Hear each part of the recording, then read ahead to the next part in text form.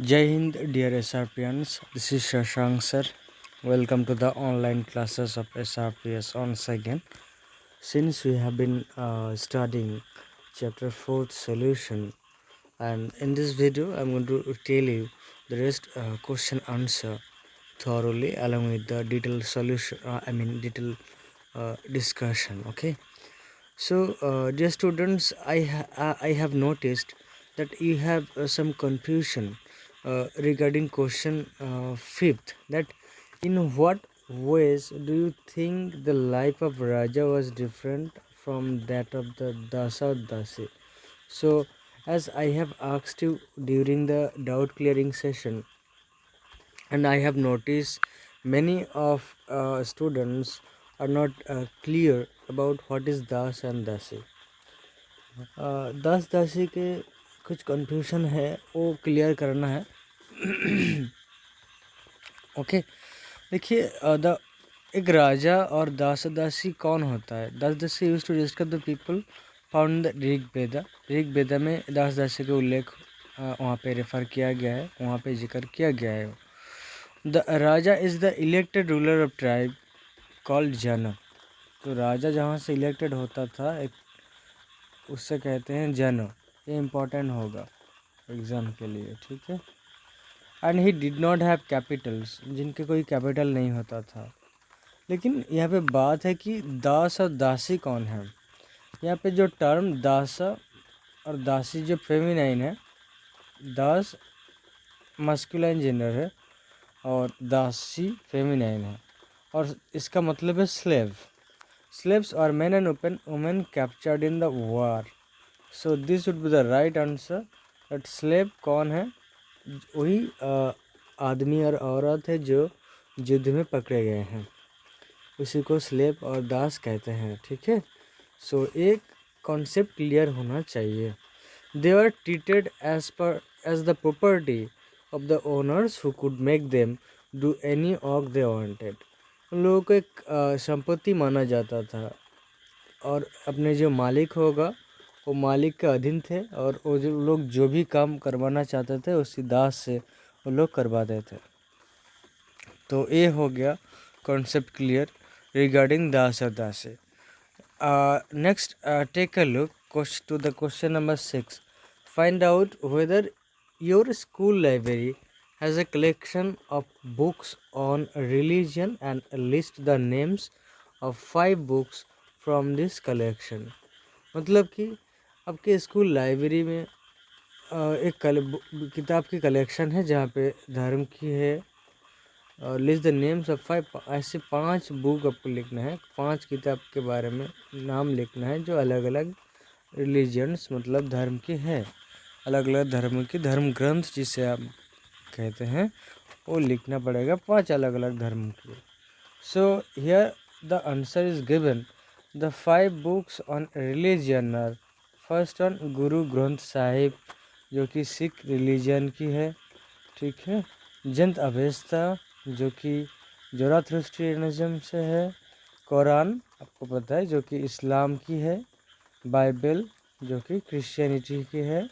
And old testament जो कि जुडिज़म की है, ठीक है। यहूदिज़म की है ओल्ड टेस्टामेंट। सो ये हो गया 5। पहला कि गुरु ग्रंथ साहिब सिख की है, जैन दावेस्ता जोराथ्रुस्ट्रियनिज्म की है, कुरान इस्लाम की है, बाइबल क्रिश्चियनिटी की है, एंड ओल्ड टेस्टामेंट यहूदिज़म के है। So this should be the right answer. You have to memorise all this answers and all these books name regarding a different religion. Okay, now let's take a look thoroughly to the question number 7. Write down a short poem or song that you have memorized.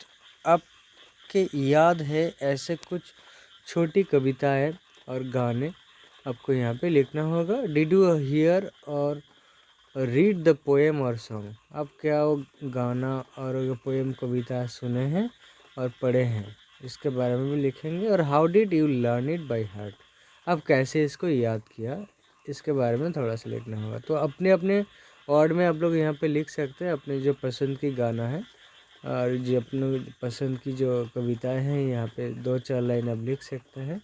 लेकिन उसके साथ आपको अगर आप पूरी answer देना चाहते हैं तो यहाँ पे आपको पूरा जो 3 अलग पार्ट की क्वेश्चन है अलग अलग करके पैरा करके उसका आंसर देना पड़ेगा।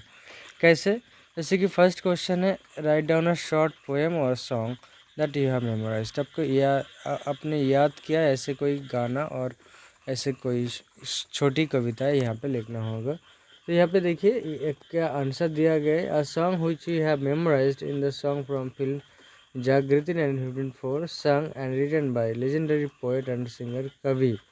We heard and saw this song in film Jagriti 2-3 times on TV. कैसे कैसे देखे थे कि टीवी में एक फिल्म का गाना बज रहा था, वो गाना सुन के वो लोग याद कर लिया। Also during independence day and Republic day celebration. देखिए जब आज़ादी का दिन और गणतंत्र के दिन जो सेलिब्रेशन होता है वहाँ पे भी बहुत सारे पेट्रोटिज्म के ऊपर गाने बजते हैं। The song is very often broadcasted by All India Radio. और इतने सारे गाने टीवी में और रेडियो में भी ब्रॉडकास्ट किया जाता है, even bye Doordarshan on TV. ठीक है, सो टीवी चैनल में भी इसको दूरदर्शन के द्वारा टेलीकास्ट किया जाता है। अगले क्वेश्चन चले जाते हैं, question 8। In the Rig Veda people are described in terms of the work they did and the languages they spoke. In the table below, fill in the names of 6 people you know, choosing 3 men and 3 women. For each of them, mention the work they do and the language they speak. Would you like to add anything else to the description? जैसे कि ऋग वेद की time पे आप लोग देख चुके हैं कि अलग अलग कास्ट के लोगों को अलग अलग काम होता था। ठीक है, तो एक अलग अलग लोगों का हम काम के ऊपर से डिस्क्राइब कर सकते थे, उसी को उनको सेपरेट किया गया था, डिस्क्रिमिनेट किया गया था। तो यहाँ पे आपको बताया गया है कि ऐसे तीन आदमी ऐसे 3 आदमी का काम के हिसाब से उसको अलग कीजिए और वो लोग क्या क्या काम करते हैं और उसके बारे में भी लिखिए।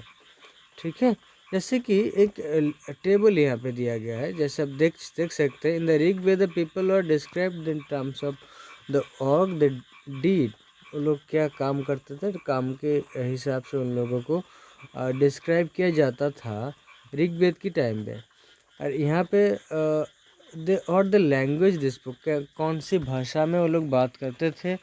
और एक यहाँ पे कुछ नाम है, 6 आदमी हैं जिसके ऊपर 3 men and 3 women, 3 आदमी और 3 औरत के ऊपर यहाँ पे लिखा गया है। For each of them mention the work they do and the language they speak. और हर टाइम पे उन लोगों का काम क्या है, वो लोग क्या कैसे बात करते हैं, कौन सी भाषा में बात करते हैं, वो भी यहाँ पे लिखा गया है, जहाँ पे 3 आदमी और 3 औरत है। ठीक है, तो थोड़ा सा नज़र से देख लेते हैं कि टीचर इन माय स्कूल। देखिए वो लोग जो काम करते हैं टीचिंग, जैसे कि आप मेरे साथ भी कंपेयर कर सकते हैं। एंड लैंग्वेज आप लोग बोल सकते हैं कि हिंदी है और इंग्लिश भी यहाँ पे होगा। और मेरा जो मदर टंग में बंगाली है, आप लोगों को पता है।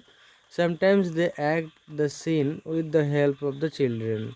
सो एनीथिंग एल्स, और कुछ आपने यहाँ पे नोटिस किया तो आप मेरे बारे में भी यहाँ पे लिख सकते हैं कि मेरे कुछ या इसके अलावा मेरे बारे में आप लोग कुछ कुछ नोटिस किए हैं। और सेकंड आता है डॉक्टर, जो मेल है, गिव्स मेडिकल ट्रीटमेंट। यहाँ पे देखिए फीमेल लिखा गया, यहाँ पे मेल भी आप लिख सकते हैं, कोई भी टीचर के बारे में आप लिख सकते हैं।